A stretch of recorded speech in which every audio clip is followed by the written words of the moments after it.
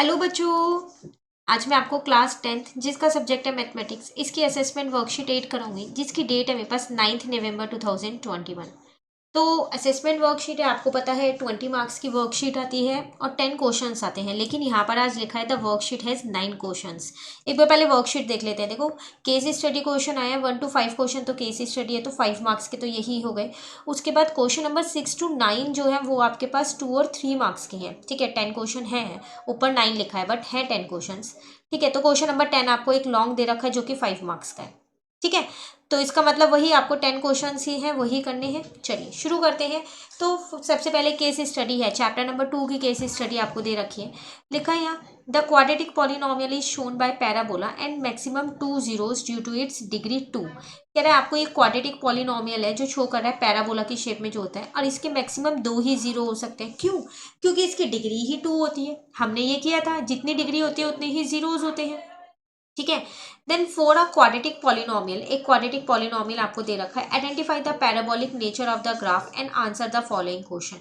आपको एक पॉलिनोमियल दे दिया है, अब कह रहा है कि आपको कुछ क्वेश्चंस दिए गए हैं, उससे रिलेटेड आपको वो आंसर करने हैं। ठीक है, फर्स्ट में आपसे क्या कह रहा है, in the above graph which show the possibility of 2 zeros for a quadratic polynomial. बताओ ऊपर के ग्राफ में ऐसा कौन सा है जिसमें 2 जीरोज दिखा रहा है। तो देखो ध्यान से देखो, तो इसमें 2 जीरोज दिखा रहा है, लेकिन हाँ बाकियों में भी देख लेते हैं। 1 2 3 4 जीरो है इसमें। यहाँ देखो 1 2 3 जीरो है इसमें यहाँ पर, तो इसका मतलब ये वाला है, फर्स्ट वाला, तो इसका आंसर आ जाएगा फर्स्ट। ठीक है, उसके बाद कह रहा है आपसे यहाँ पर the factor of a quadratic polynomial, एक पॉलिनोमियल दे रखा है, इसके फैक्टर्स निकालने हैं।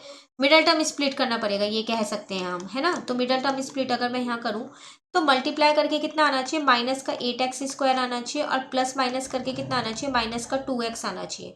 तो 4 और 2 ले लेते हैं, क्योंकि 4 2 जा 8 भी होता है, और 4 में से 2 माइनस करेंगे तो 2 भी आ जाएगा। तो माइनस का 4x प्लस का 2x ले लिया मैंने, माइनस का 8, यही है। इन दोनों का एक पेयर, इन दोनों का एक पेयर।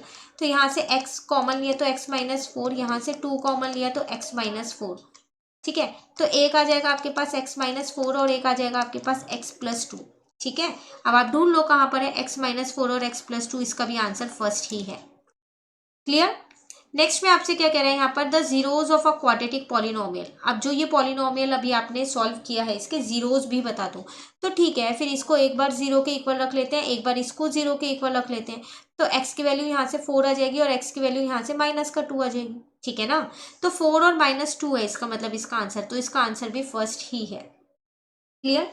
फिर नेक्स्ट में क्या कह रहे हैं, the sum of the zeros of quadratic polynomial, जो जीरोज है उनका सम बताना है। तो सम बताना है तो इन दोनों को प्लस कर देते हैं, तो 4 प्लस ब्रैकेट में -2, तो 4 -2 कितना आ जाएगा, यहाँ पर आ जाएगा आपके पास 2, तो इसका आंसर आ गया 2। इसका आंसर भी फर्स्ट ही है, सबके आंसर फर्स्ट ही है, बट ऐसा जरूरी नहीं है कि लास्ट वाले का भी फर्स्ट ही हो, सॉल्व करके देखना पड़ेगा, है ना। चलिए, the product of zeros of a quadratic polynomial, product बताना है, प्रोडक्ट मतलब मल्टीप्लाई करना है, तो मल्टीप्लाई भी हम यहाँ पर कर देते हैं।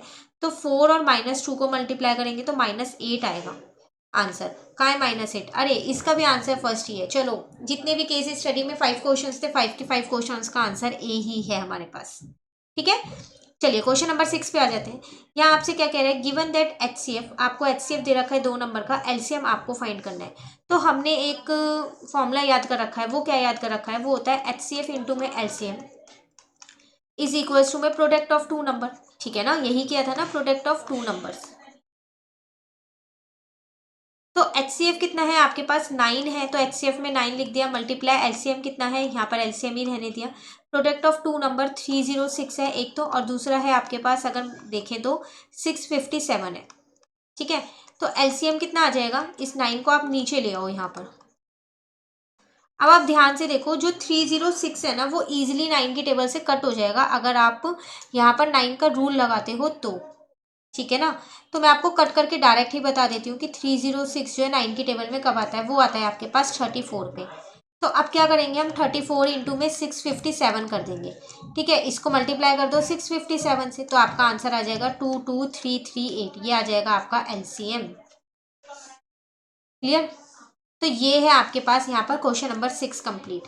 क्वेश्चन नंबर 7 है आपके पास, find the zeros of quadratic polynomial. आपको क्वाड्रेटिक पॉलिनोमियल ये दे रखा है, इसके जीरोज बताने हैं। तो देखो कैसे करेंगे इसको, यहाँ पर आपको दिया टी स्क्वायर माइनस का 15 है। अब देखो क्वाड्रेटिक पॉलिनोमियल है ये, क्योंकि इसमें हाईएस्ट पार्ट 2 है, लेकिन इसको हम थोड़ा सा चेंज कर सकते हैं। कैसे चेंज कर सकते हैं? हम इसको यहाँ लिख सकते हैं टी स्क्वायर माइनस रूट 15 का होल स्क्वायर, क्योंकि आएगा तो 15 ही। अब ये ए स्क्वायर माइनस बी स्क्वायर हो गया, तो ए प्लस बी, आइडेंटिटी लगा रही हूँ मैं यहाँ, और ए माइनस बी हो गया। ठीक है, आ गए दो। अब आपको जीरोज निकालने हैं, तो जीरोज निकालने हैं तो इसको क्या करोगे आप, जीरो के इक्वल रख दो। तो t plus root 15 is equal to zero रख दिया, और एक t minus root 15 is equal to में जीरो रख दिया। तो t की वैल्यू यहाँ से माइनस का रूट 15 आ गई, और t की वैल्यू यहाँ से कितनी आ गई, रूट 15। यही आपके दो जीरोस निकल के आ गए हैं। क्लियर? चलिए नेक्स्ट पे आ जाते हैं। 8 क्वेश्चन पे कह रहा है if alpha and beta are the zeros of quadratic polynomial then find the value of this. देखो एक क्वाड्रेटिक पॉलिनोमियल दिया है, इसमें कह रहा है जो अल्फा और बीटा है ना वो इसके जीरोस हैं, तो फिर आप इसकी वैल्यू फाइंड करो। तो अगर मैं इस पॉलिनोमियल को यहाँ लिख लूँ x square minus x minus 4 को, x square minus x minus 4। ठीक है, अब देखो आपके पास एक होता है यहाँ पर सम ऑफ जीरोस, ठीक है, वो होता है माइनस बी अपॉन ए। ठीक है ना, एक होता है आपके पास प्रोडक्ट ऑफ जीरोस, वो होता है आपके पास सी अपॉन ए। ठीक है, सम ऑफ जीरोस मतलब अल्फा प्लस बीटा, क्योंकि अल्फा और बीटा ही आपको जीरोस दे रखे हैं। माइनस देखो इसकी जगह कुछ नहीं है, 1, यहाँ भी 1। ठीक है, देखा जाए तो यहाँ ए की वैल्यू 1 है, बी की वैल्यू यहाँ -1 है, और सी की वैल्यू यहाँ -4 है। ठीक है ना, अभी बी की जगह लिख दिया मैंने -1 और ए की जगह 1 लिख दिया, तो अल्फा प्लस बीटा कितना आ जाएगा मेरे पास, 1 आ जाएगा। प्रोडक्ट ऑफ जीरोस मतलब अल्फा इंटू बीटा, सी की जगह -4 आ जाएगा और ए की जगह 1 आ जाएगा, अल्फा इंटू बीटा आ जाएगा -4। ये हमने क्यों निकाला, क्योंकि हमें जिसकी वैल्यू निकालनी है, इसकी निकालनी है ना value, 1 upon alpha plus 1 upon beta minus alpha beta. तो देखो अब यहाँ लिखते हैं value 1 upon alpha plus 1 upon beta minus, minus करेंगे तो कितना है, माइनस है अल्फा बीटा, इसकी तो वैल्यू निकालनी है। अब देखो यहाँ पर अगर आप इन दोनों का बेस सेम करो तो ये आ जाएगा अल्फा बीटा, और यहाँ आ जाएगा बीटा प्लस अल्फा, ये आप ऐसे ही रहने दो। ठीक है, अब अल्फा प्लस बीटा की वैल्यू आपने अभी तो निकाली है, ऊपर क्वेश्चन में 1 है तो यहाँ 1 रख दो। ठीक है, अल्फा इंटू बीटा की वैल्यू ये रही -4 है, तो यहाँ पर -4 रख दो। ठीक है, और यहाँ भी -4 रख दो। क्लियर? तो -1 अपॉन 4 प्लस का 4 हो जाएगा, नीचे 1 है कुछ नहीं है तो 1 लगा दिया मैंने। अब बेस सेम करते हैं, -1 अपॉन 4 प्लस यहाँ पर आ जाएगा 4 इंटू 4, और यहाँ आ जाएगा 1 इंटू में 4, तो -1 अपॉन 4 प्लस में 4 4 जा 16 अपॉन 4, आंसर आ जाएगा मेरा 15 अपॉन 4। यही मेरा आंसर है, इसकी वैल्यू ही मुझे फाइंड करनी थी। क्लियर? चलिए क्वेश्चन नंबर 9 देखते हैं। कह रहे express 3825 as a product of its prime factor. इनके प्राइम फैक्टर्स निकालने हैं 3825 के। यहाँ लिख लेते हैं क्वेश्चन नंबर 9 पहले। तो 3825 है आपके पास। ठीक है, तो 3825। अब देखो करेंगे कैसे इसको हम, 3825 है तो आपको दिख रहा है ये तो 5 की टेबल से जाएगा ही जाएगा, इसके लास्ट में 5 है, तो मैंने इसे डायरेक्ट 5 से ही कर दिया, 765। ठीक है, फिर इसको 5 से कर दिया मैंने यहाँ पर, अब आ गया यहाँ पर 153। ठीक है, अब अगर हम इसको देखें तो ये 3 की टेबल से जा रहा है, 3 की टेबल में ये 51 पे जाएगा, अभी भी ये 3 की टेबल से ही जा रहा है, 3 की टेबल में अब ये 17 पे जाएगा, देन 17 प्राइम नंबर है, 17 बन जा। तो 3825 के प्राइम फैक्टराइजेशन देखूँ तो वो आए मेरे 3 इंटू 3 इंटू 5 इंटू 5 इंटू में 17, ये मेरा आंसर। क्लियर? थे ना, आसान क्वेश्चन था ना। चलिए 3 नंबर का क्वेश्चन है यहाँ पे, last 10th question, long question answer में जो है 5 मार्क्स का।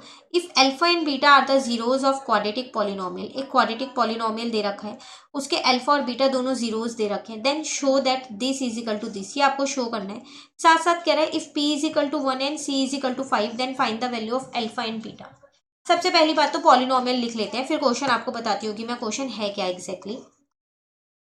तो देखो एफ एक्स है, यहाँ पर है x square minus p, bracket में आ जाएगा यहाँ पर x प्लस 1, और यहाँ पर आ जाएगा माइनस का c। ठीक है, अब अगर मैं इसको सॉल्व करूं तो यहाँ पर आ जाएगा माइनस का पी एक्स माइनस का p माइनस का c। देखा जाए तो यहाँ पर a की वैल्यू 1 है, b की वैल्यू -p और c की वैल्यू है -p माइनस c, यही है। ठीक है ना, क्वेश्चन में आपसे क्या कह रहा था, अगर इस पॉलिनोमियल के दो जीरोज हैं अल्फा और बीटा, तो आपको ये शो करना है। तो पहले हम क्या करते हैं, इनकी वैल्यूज निकाल लेते हैं, जैसे अभी ऊपर वाले क्वेश्चन में कि सम ऑफ जीरोज और प्रोडक्ट ऑफ जीरो से। तो सम ऑफ जीरोज होता है -b अपॉन में a, इसका मतलब alpha plus beta is equals to b की जगह मैंने माइनस पी लिख दिया और ए की जगह पर मैंने 1 लिख दिया, ठीक है। तो अल्फा प्लस बीटा मेरे पास यहाँ पर कितना आ जाएगा, पी आ जाएगा। प्रोडक्ट ऑफ जीरोज अगर हम देखें यहाँ पर वो होता है सी अपॉन ए, तो इसका मतलब अल्फा इंटू बीटा, और सी की वैल्यू मैं देखूँ तो माइनस पी माइनस सी है और इसकी वैल्यू 1 है, तो अल्फा इंटू बीटा आ जाएगा माइनस पी माइनस सी। यहाँ तक क्लियर? सिर्फ कुछ नहीं किया, जैसे ऊपर क्वेश्चन में निकाली वैसे ही मैंने यहाँ पर क्या किया, वैल्यूज को निकाल दिया है, ठीक है। अब आप अगर आप आगे देखो तो आपको क्या किसकी वैल्यू प्रूव करना था, आपको यहाँ पर लिख लेते हैं जो हमको प्रूव करना है। तो वो हमें क्या करना था, अल्फा प्लस 1 ब्रैकेट में आ जाएगा beta plus 1 is equals to में 1 माइनस का सी आ जाएगा, ठीक है। इसे सॉल्व करते हैं चलो। तो अल्फा यहाँ पर first number second bracket, second number second bracket, ऐसे ही मल्टीप्लिकेशन होती है। यहाँ 1 माइनस सी ऐसे ही चलाते रहो, तो अल्फा बीटा प्लस अल्फा यहाँ पर आ जाएगा बीटा प्लस 1, ठीक है। अब अल्फा इंटू बीटा की वैल्यू आप यहाँ से देख के लिख सकते हो minus P minus C, alpha plus beta की वैल्यू भी लिख सकते हो प्लस का पी। अब 1 ऐसी है और ये 1 माइनस सी ऐसी है, इससे इसको कट कर दिया तो यहाँ 1 माइनस सी ही तो बचा और यहाँ भी 1 माइनस सी है। चलो ये तो प्रूव हो गया यहाँ पर जो मुझे प्रूव करना था, हैंस प्रूव्ड, ठीक है। अब आपसे यहाँ पर क्या कह रहा है, अगर p की वैल्यू 1 है और c की वैल्यू 5 है तो अल्फा और बीटा की वैल्यू भी निकालो। तो p की वैल्यू 1 है तो देखो आपके पास इसको इक्वेशन 1 मानो, इसको इक्वेशन 2 मानो, ठीक है। अब यहाँ पर अपनी इक्वेशन 1 आप यहाँ पर लिखो, तो वो थी आपके पास alpha plus beta is equals to में p, ये थी ना इक्वेशन 1। p की वैल्यू आपको कितनी दे रखी है, 1 दे रखी है, तो अल्फा प्लस बीटा आपके पास कितना आ जाएगा, 1 आ जाएगा। इसको अपनी इक्वेशन 3 मान लो, ठीक है। अब यहाँ लिखो अपनी इक्वेशन 2 आप, जो कि आपके पास क्या थी, alpha beta is equal to minus P minus C, alpha beta is equals to minus P minus C, ठीक है। Alpha beta is equals to minus P की जगह पे 1 लिख दिया, सी की जगह पे क्या किया मैंने, 5 लिख दिया है, ठीक है। तो यहाँ पर आ जाएगा alpha beta is equals to में कितना आ जाएगा, माइनस का 6 आ जाएगा। क्लियर है यहाँ तक, ठीक है। इसको फोर्थ इक्वेशन मान लो अपनी। अब देखो आपको पता है कि जो सम ऑफ जीरोस था आपने ऊपर फाइंड किया था अभी, वो था आपके पास माइनस बी अपॉन ए, तो सम ऑफ जीरोस की जगह मैं 1 लिख सकती हूँ, ठीक है। अब बी की वैल्यू अगर मैं देखूँ तो ऊपर मेरे पास थी माइनस पी थी और ए की वैल्यू मेरे पास 1 थी, तो बस यहाँ पर लिख लेते हैं। अच्छा, यहाँ तो बी और ए की वैल्यू निकलेगी, मुझे अल्फा और बीटा ही निकालना है, तो हम इसको यूज़ नहीं कर सकते हैं, हमें तो अल्फा बीटा की वैल्यू चाहिए ना।